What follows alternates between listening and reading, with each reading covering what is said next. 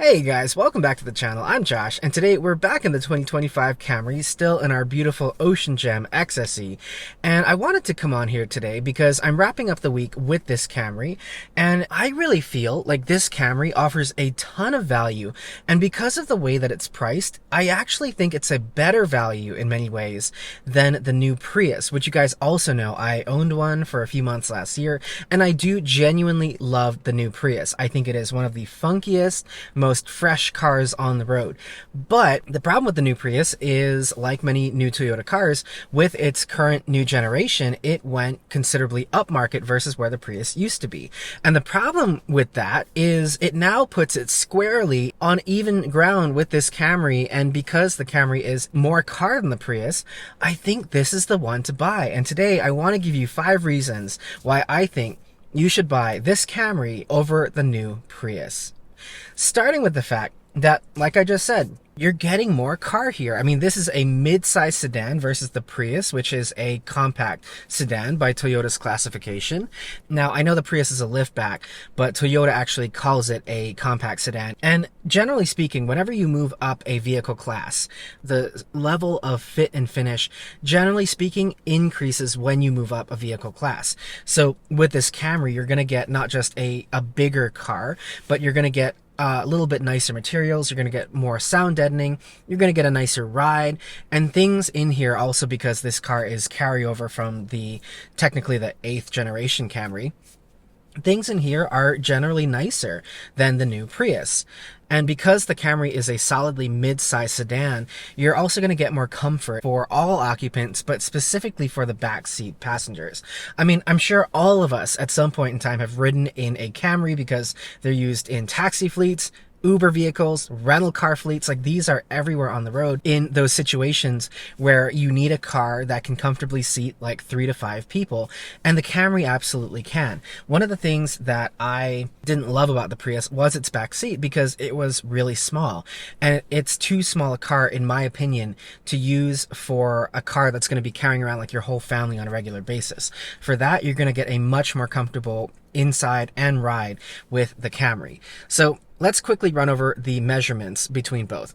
So the Prius is 181 inches long, 70 inches wide, and 56 inches tall. The Camry, on the other hand, is 194 inches long, 72 inches wide, and 57 inches tall. So it's a significantly bigger car, though the Camry still is a very reasonable, manageable footprint. But specifically there with the measurements, it's the length and width increase that really make this Camry more comfortable for your passengers and the ride on the road. This car has a bigger footprint, so it's going to feel more substantial on the road. And you'd be surprised when it comes to the width of a car, how much 2 inches makes a difference in terms of the interior cabin. And a lot of times, this car included, you're going to see a lot of that and feel it really here in the center console. So center console is wider in this car than it is in a Prius, and that creates more space and separation between the front seat passengers and the rear seat passengers as well. It's going to be a more comfortable experience for everyone in the vehicle with the Camry. Now, the reason that the size classification is important is because, despite the fact that we are moving up a class by going from Prius to Camry, the price actually stays the same. And this is where this new Camry is really interesting. And the fact that the new Prius has gone up market is really interesting because, okay, let me put this on your screen. In base configuration, so like, base model with no options on it, the Prius LE and the Camry LE are about the same price. The Camry's $100 more, actually not even $100. It's only a $25 increase to go from a base Prius LE to a base Camry LE. That's a no-brainer for me because I'd much rather have the mid-size sedan than the compact sedan. And with both the Prius LE and the Camry LE, I really actually feel like you can reasonably do either one of those and get most of the features that most people care about. I mean, Toyota cars, credit to Toyota, they come so well optioned today that you don't really need to upgrade to a higher trim unless you want more creature comforts and more features. Now, optioned the way that I would personally buy one of them, which is going to be a mid-trim, because I want the soft text seating and I want the 12.3-inch infotainment display. That puts me in a Prius XLE, and I want all-wheel drive. So Prius XLE all-wheel drive, which is $34,400. Now, the way I would do a Camry to get those same features is I would do a Camry SE, so not the top trim XSE, but one below it, also with all-wheel drive. And to that, I'm going to add the convenience package and multimedia package. However, that still brings my total to $34,780. So in this case, we're about $340 more expensive for the Camry. That's nothing in the price of, when we're talking about a $34,000 thing. And even fully loaded, the Camry does get more expensive than the Prius, but I think you also get more with the Camry on that top trim than you do on a Prius Limited, which is the top trim there. Even then, though, the difference isn't that big.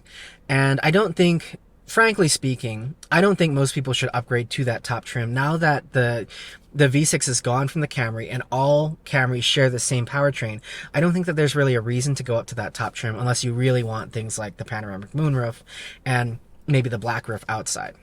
Okay, third reason I would buy the Camry over the Prius is I have actually, in my daily driving of this Camry versus my Prius, and I've had this Camry at home, and I'm doing the same driving I would do in the Prius, and, you know, doing nothing differently for the most part.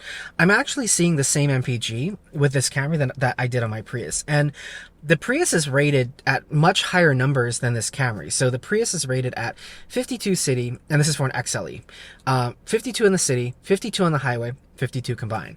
The Camry is rated at 48 in the city, 47 on the highway, 47 combined. I was actually rather disappointed with the Prius's MPG because doing my daily driving, the best I was ever able to do with my Prius was about 45 miles to the gallon.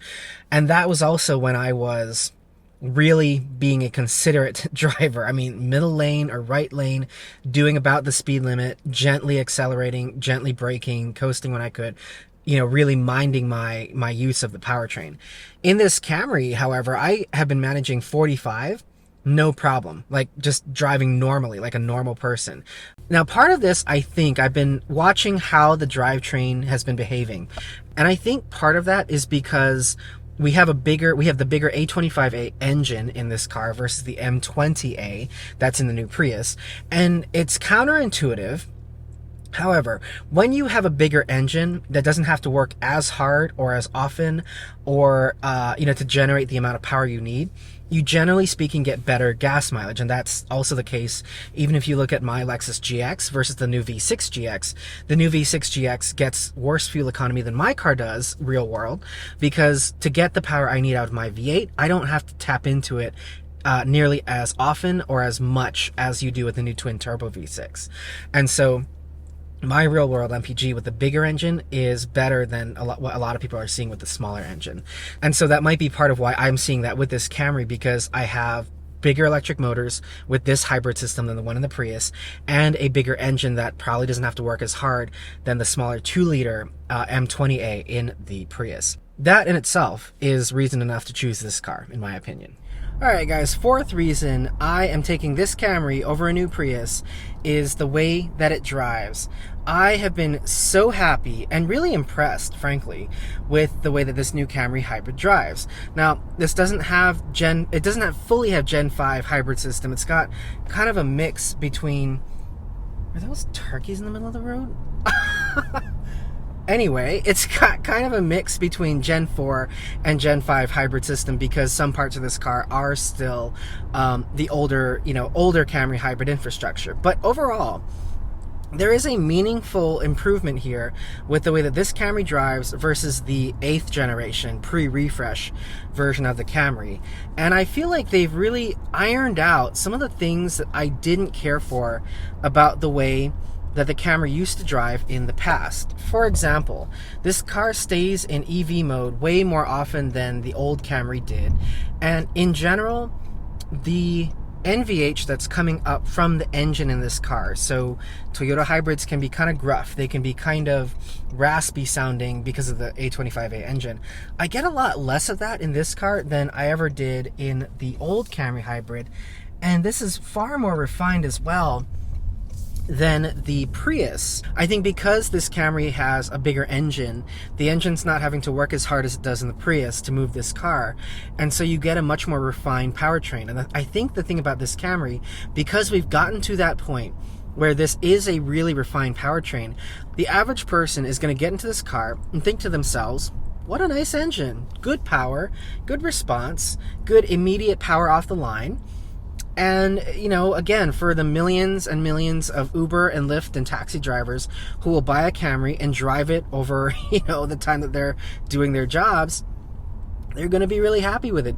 Now, that's not to say that the Prius drives poorly, because I actually credit where credit's due. The new Prius drives so much better than any Prius in the past, because you finally have enough power in a Prius to do the kind of driving that most people do. But it definitely felt like an economy car out on the road, because it is an economy car. This car doesn't have that same kind of lightweight feeling. I mean, really quiet, really comfortable to drive.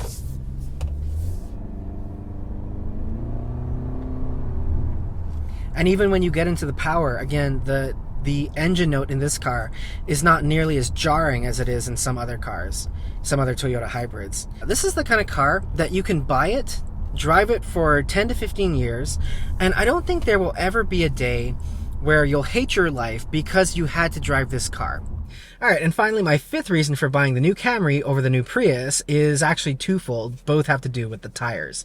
First off, if you haven't heard or done your research or seen on, you know, on forums and such about the tires on the new Prius, go watch my Prius tire video, which I will link in the description below and put a thumbnail to here in the video. The Prius uses the most obscure tire size ever. Like, the new Prius is the only vehicle in all of the North American market to use the size tires that it does. Now, the thing about these tires on the Prius is they're really narrow, but they're really big because the Prius has those giant, you know, really nice looking 19-inch wheels. The problem is that's not a typical tire size, because most cars that use a narrow tire have like a 16-inch wheel. And most cars that have a 19-inch wheel are going to use a much wider tire. So the Prius has this absolutely bizarre 195/60 R19 tire, and that's kind of how you look at tire sizing. So those two first specs, they just don't jive. And as a result, with the new Prius, a lot of owners have gotten stranded in another city, in their garage, wherever they are, because what happens is, if you get a flat tire and the tire cannot be fixed or you know, kind of on the fly, what you end up with is you have to then call somebody like the Toyota dealer or Tire Rack and say, hey, I need, you know, 1 or even 2 tires. Can you order them in? And while they're waiting for those tires to come in, because no shop is going to stock those, your car's out of commission. On the other hand, this Camry uses normal sized tires, because ultimately these are just carryover from, you know, the past Camrys. And even the SE model of this Camry, I mean, you're looking at just, you can find these tires at any random side of the road kind of mechanic or tire place, or, you know, the Goodyear, the Firestone, the Costco, wherever. You can always find a tire for this Camry. And second part of this car, because it's based on the old Camry, still has a spare tire in the back. You rarely see these days hybrids with spare tires. So NX hybrid, no spare tire. Honda Accord hybrid, I don't think has a spare tire. CR-V hybrid, same thing, no spare tire. Prius, also no spare tire, which is a whole other problem for the Prius and its weird tire sizes, because you don't even have a spare to fall back on. This car has a donut spare in the back. So even if you were to get stranded, you know, with a flat that couldn't be repaired, you could call your AAA or whoever you've got for roadside. They can send somebody out, swap the wheel right, you know, on the side of the road to the spare. You can drive it to a Goodyear, get a new tire, and you're on your way. And it's as simple as that.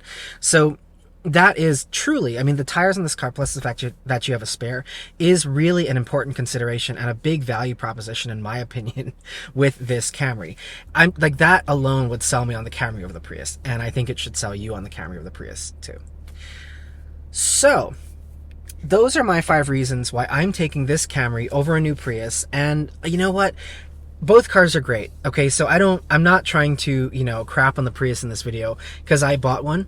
I loved it, and I think it's a great car. I also think it's got a lot more personality than this Camry does because, like I said in my review of this Camry, this is in many ways the ultimate driving appliance. It doesn't have much personality.